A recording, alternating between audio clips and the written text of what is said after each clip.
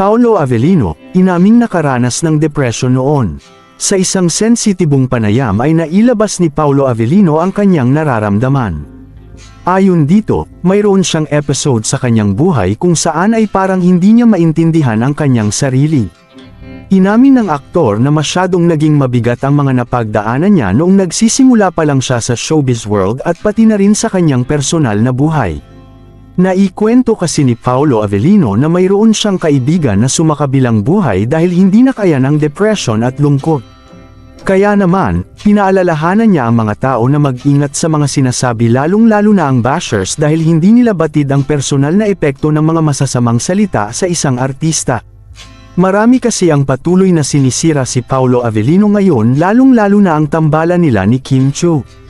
May paratang sa kanyang wala siyang kagana-gana sa mga guestings nila at parang wala na daw siyang gana kay Kimi. Hindi naman ito totoo dahil may sakit ang aktor noong panahon na iyon at talaga namang hinusgahan na siya agad ng mga netizens.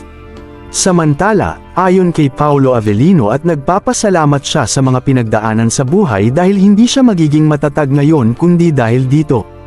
Alam nating mukhang introvert ang aktor at hindi madali sa kanyang maging komportable sa isang tao. Mahirap din para dito ang mag-share ng kanyang nararamdaman dahil bilang isang tao na mahilig sa isolation ay tila nahihiya siya sa mga sasabihin ng iba. Ngunit sa ngayon ay isa na si Paolo Avellino sa mga taong mayroong pinaglalaban kabilang na ang pag-volunteer nito sa isang clinic facility for mental health. Para kay Paolo Avellino, nais niyang makatulong sa ibang tao na malabanan ang kanilang mga nararamdaman na kalungkutan at magkaroon nito ng magandang mental health.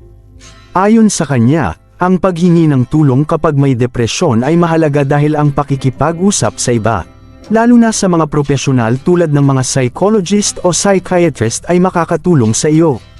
Sa pamamagitan ng tulong medikal o therapy, maaaring makontrol ang mga sintomas at maiwasan ang paglala ng kondisyon. Ang depresyon ay madalas na nagagamot sa pamamagitan ng kombinasyon ng therapy, medication, at lifestyle changes.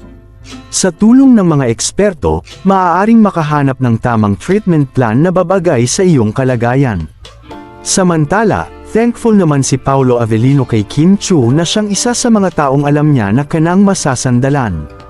Iba kasi ang liwanag na dinala nito sa kanyang buhay at napakasaya nito kasama. Anong masasabi ninyo sa balitang ito? Comment down below. Maraming salamat sa panunood at huwag kalimutang mag-subscribe for more videos.